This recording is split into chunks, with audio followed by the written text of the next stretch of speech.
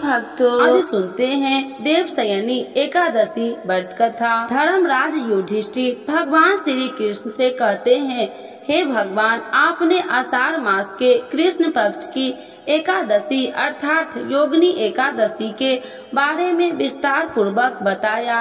अब आप कृपा करके आषाढ़ मास के शुक्ल पक्ष एकादशी का क्या नाम है तथा उसकी कथा क्या है, इस व्रत की क्या विधि है, कृपा कर यह सब विस्तार पूर्वक कहिए।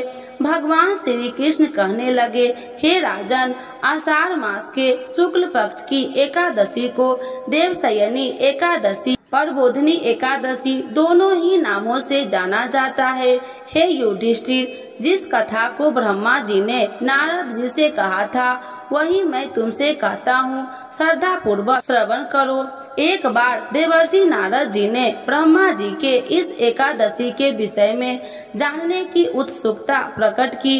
तब ब्रह्मा जी नारद को इस एकादशी की कथा सुनाने लगे। सतयुग में मानधाता नामक एक चक्रवर्ती सम्राट राज्य करते थे। उनके राज्य में प्रजा बहुत सुखी थी, किंतु भविष्य में क्या हो जाए यह कोई नहीं जानता। अतः वे भी इस बात से अनभिज्ञ थे कि उनके राज्य में शीघ्र ही भयंकर अकाल पड़ने वाला है। उनके राज्य में पूरे 3 वर्ष तक वर्षा न होने के कारण भयंकर अकाल पड़ा। इस अकाल से चारों ओर तराही तराही मच गई। धर्म पक्ष के यज्ञ, हवन, पिंड दान, कथा, व्रत आदि में कमी हो गई। तब मुसीबत पड़ी हो तो धार्मिक कार्यों में प्राणी की रुचि कहाँ रह जाती है। प्रजा ने राजा के पास जाकर अपनी वेदना की दुहाई दी। राजा तो इस स्थिति को लेकर पहले से ही दुखी थे। वे सोचने लगे कि आखिर मैंने ऐसा कौन सा पाप कर्म किया है जिसका दंड मुझे इस रूप में मिल रहा है। फिर इस कष्ट से मुक्ति पाने का कोई साधन करने के उद्देश्य से राजा सेना को लेकर जंगल की ओर चल दिए। वहाँ विचरण करते करते एक दिन वे ब्रह्मा जी के पुत्र अंगिरिका ऋषि के आश्रम में पहुँचे और उन्हें दंडवत प्रणाम कर राजा ने अपनी शंका ऋषि के सामने प्रकट करते हुए अपने आने का उद्देश्य बताया। उस समय सतयुग में ज्ञान ग्रहण करने का अधिकार केवल ब्राह्मणों को ही होता था और अन्य वर्ण विशेषकर शूद्र के लिए तो यह वर्जित था और इसे पाप माना जाता था। ऋषि कहने लगे, हे राजन, आपके शासन में एक शूद्र नियम का उल्लंघन कर शास्त्र शिक्षा ग्रहण कर रहा है। इसी महापाप का कामी राजा तुम्हारी सारी प्रजा उठा रहा है। प्रजा को इस विपदा से उबारने के लिए तुम्हें उसका वध करना होगा। लेकिन राजा का मन यह नहीं मान रहा था कि वह मात्र शिक्षा ग्रहण करने को ही अपराध मान लिया जाए। उन्होंने कहे कि हे, क्या कोई ऐसा मार्ग नहीं है जिससे उस निरपराध की हत्या के पाप से मैं बच सकूं। तब अंगिरा ऋषि कहने लगे, एक उपाय है राजन, तुम आषाढ़ मास की शुक्ल पक्ष की एकादशी के व्रत का विधिवत पालन करो। तुम्हारे राज्य में खुशियाँ पुनः लौट आएगी। राजा अपने राज्य की राजधानी लौट आए और आषाढ़ महीने की शुक्ल पक्ष एकादशी का विधि पूर्वक व्रत किया। व्रत के प्रभाव से उन्हें राज्य में मूसलाधार वर्षा हुई और पूरा राज्य धन्य धान्य से परिपूर्ण हो गया। तो एक बार बोलिए प्रेम से विष्णु भगवान की जय, लक्ष्मी माता की जय। देवशयनी एकादशी व्रत कथा 2। पौराणिक कथा के अनुसार एक बार राजा बलि ने तीनों लोक पर कब्जा कर लिया था। देवी देवता परेशान हो गए। भयभीत होकर देवराज इंद्र भगवान विष्णु से मदद मांगने उनके पास पहुँचे। श्री हरि ने 52 अवतार धारण कर लिया और भिक्षु के रूप में बलि के पास दान मांगने पहुँचे।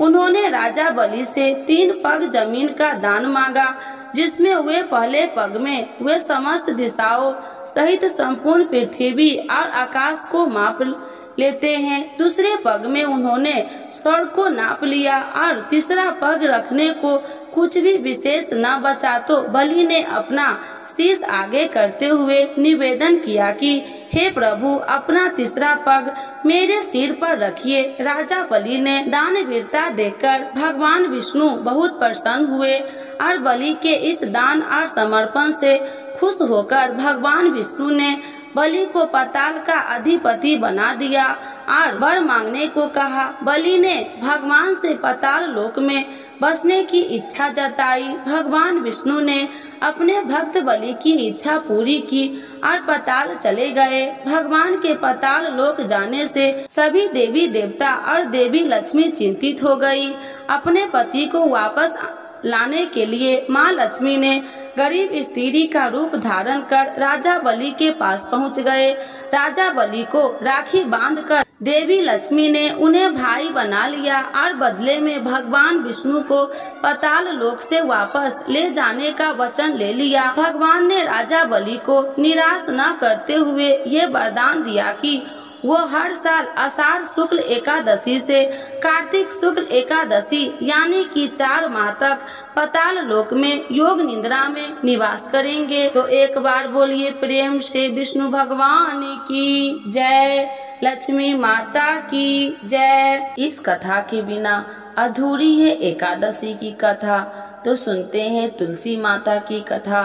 तो एक बार बोलिए प्रेम से तुलसी माता की जय, श्री कृष्ण भगवान की जय। एक बुढ़िया माई तुलसी जी को सींचती और कहती कि हे तुलसी माता, सत की दाता, मैं तेरा बिटला सींचती हूँ, मुझे बहू दे, पीताम्बर की धोती दे, मीठा मीठा घास दे, बैकुंठ में बास दे, चटक की चाल दे, पटक की मौत दे, चंदन का काठ दे, रानी सा साज दे, दाल भात का भोजन दे, एकादशी की मौत दे, कृष्ण जी का कंधा दे। जब तुलसी माता यह बात सुनकर सूखने लगी तो भगवान ने पूछा कि हे तुलसी, तुम क्यों सूख रही हो? तुलसी माता ने कहा कि एक बुढ़िया रोज आती है और यही बात कह के जाती है, मैं सब बात तो पूरा कर दूंगी, लेकिन कृष्ण का कंधा कहाँ से लाऊंगी? तो भगवान बोले, जब वो मरेगी तो मैं अपने आप कंधा दे आऊंगा, तू बुढ़िया माई से कह देना। जब बुढ़िया माई मर गई, सब लोग आ गए। जब माई को ले जाने लगे तो वह किसी से न उठी। तब भगवान एक 12 बरस के बालक का रूप धारण करके आए। बालक ने कहा, मैं कान में एक बात कहूँगा तो बुढ़िया माई उठ जाएगी। बालक ने कान में कहा, बुढ़िया माई मन की निकाल ले, पीताम्बर की धोती ले, मीठा मीठा ग्रास ले, बैकुंठ का बास ले, चटक की चाल ले, पटक की मौत ले, कृष्ण जी का कंधा ले। यह सुनकर बुढ़िया माई हल्की हो गई। भगवान ने कंधा दिया और बुढ़िया माई को मुक्ति मिल गई। हे तुलसी माता, जैसे बुढ़िया माई को मुक्ति दी वैसे सबको देना।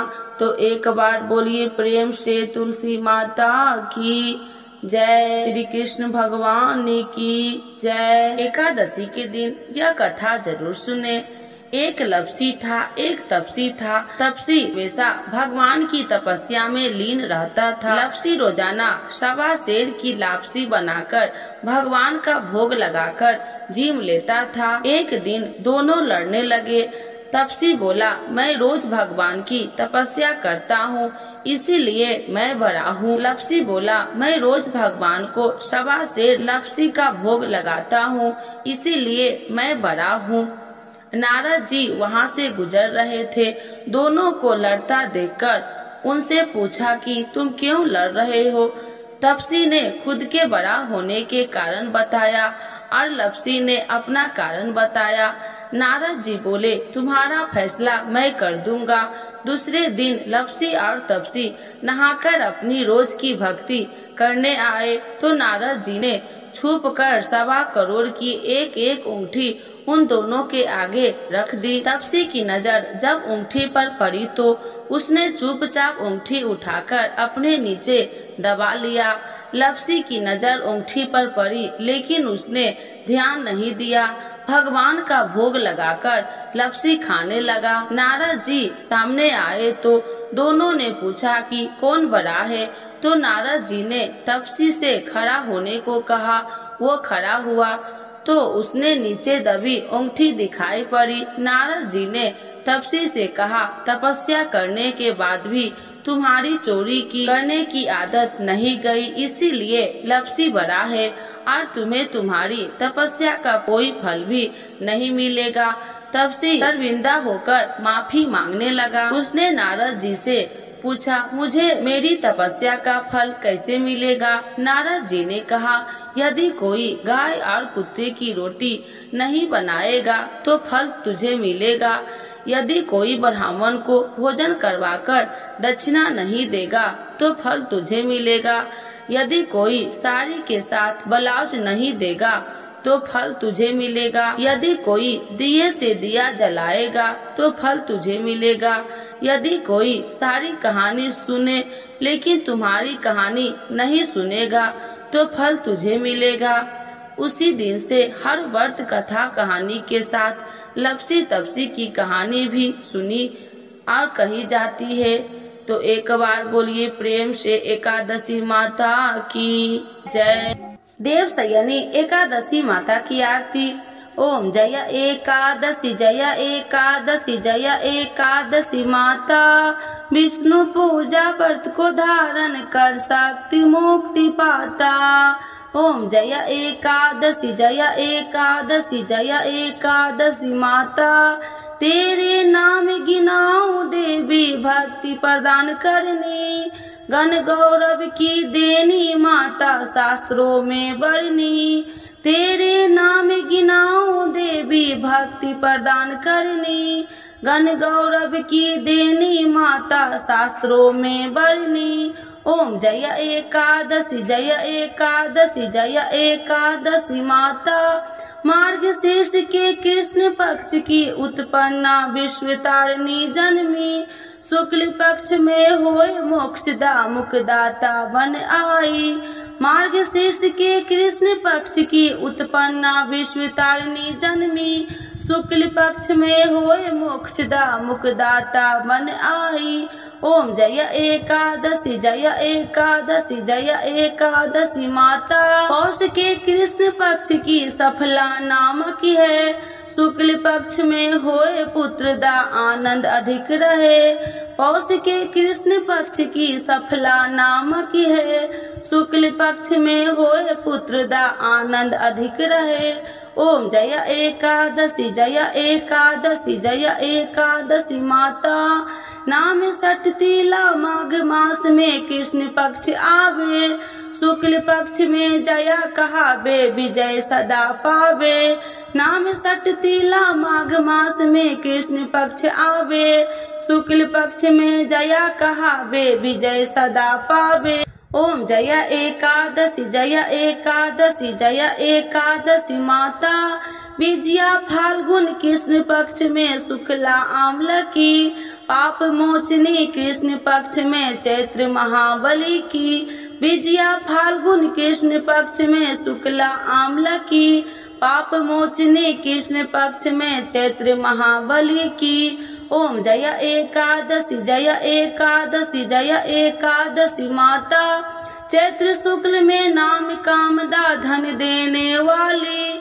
नाम बरुथनी कृष्ण पक्ष में वैशाख माह वाली। चैत्र शुक्ल में नाम कामदा धन देने वाली। नाम बरुथनी कृष्ण पक्ष में वैशाख माह वाली। ओम जय एकादशी जय एकादशी जय एकादशी माता। शुक्ल पक्ष में होए मोहिनी अपरा ज्येष्ठ कृष्ण पक्षी। नाम निर्जला सब सुख करनी शुक्ल पक्ष रखी। शुक्ल पक्ष में होए मोहिनी अपरा ज्येष्ठ कृष्ण पक्षी। नाम निर्जला सब सुख करनी शुक्ल पक्ष रखी। ओम जय एकादशी जय एकादशी जय एकादशी माता। योगिनी नाम आषाढ़ मास में जाने कृष्ण पक्ष करनी। देव शयनी नाम कहावे शुक्ल पक्ष धरनी। योगिनी नाम आषाढ़ मास में जाने कृष्ण पक्ष करनी। देव शयनी नाम कहावे शुक्ल पक्ष धरनी। ओम जय एकादशी जय एकादशी जय एकादशी माता। कामिका श्रावण मास में आवे कृष्ण पक्ष कहिए। श्रावण शुक्ला होए पवित्रता आनंद से रहिए। कामिका श्रावण मास में आवे कृष्ण पक्ष कहिए। श्रावण शुक्ला होए पवित्रता आनंद से रहिए। ओम जय एकादशी जय एकादशी जय एकादशी माता। आजा भाद्रपद कृष्ण पक्ष की परवर्तिनी शुक्ला। इंद्र आसीन कृष्ण पक्ष में व्रत से भव सागर निकला। आजा भाद्रपद कृष्ण पक्ष की परवर्तिनी शुक्ला। इंद्रा आसीन कृष्ण पक्ष में व्रत से भव सागर निकला। ओम जय एकादशी जय एकादशी जय एकादशी माता। पाप कुसाहे शुक्ल पक्ष में आप हरणहारी। रमा मास कार्तिक में आवे सुखदायक भारी। पाप कुसाहे शुक्ल पक्ष में आप हरणहारी। रमा मास कार्तिक में आवे सुखदायक भारी। ओम जय एकादशी जय एकादशी जय एकादशी माता। देवी उठानी शुक्ल पक्ष की दुख नाशक मैया। पावन मास में करू विनती पार करो नैया। देवी उठानी शुक्ल पक्ष की दुख नाशक मैया। पावन मास में करू विनती पार करो नैया। ओम जय एकादशी जय एकादशी जय एकादशी माता। परमा कृष्ण पक्ष में होती जन मंगल करनी। शुक्ल मास में होए पर्दिनी दुखी दरिद्र हरनी। परमा कृष्ण पक्ष में होती जन मंगल करनी। शुक्ल मास में होए पर्दिनी दुखी दरिद्र हरनी। ओम जय एकादशी जय एकादशी जय एकादशी माता। जो कोई आरती एकादशी की भक्ति सहित गावे। जन गुरुदेवता स्वर्ग का वास निश्चय वह पावे। जो कोई आरती एकादशी की भक्ति सहित गावे। जन गुरुदेवता स्वर्ग का वास निश्चय वह पावे। ओम जय एकादशी जय एकादशी जय एकादशी माता। विष्णु पूजा व्रत को धारण कर शक्ति मुक्ति पाता। शक्ति मुक्ति पाता। तो एक बार बोलिए प्रेम से विष्णु भगवान की जय। लक्ष्मी माता की जय। देव शयनी एकादशी माता की जय।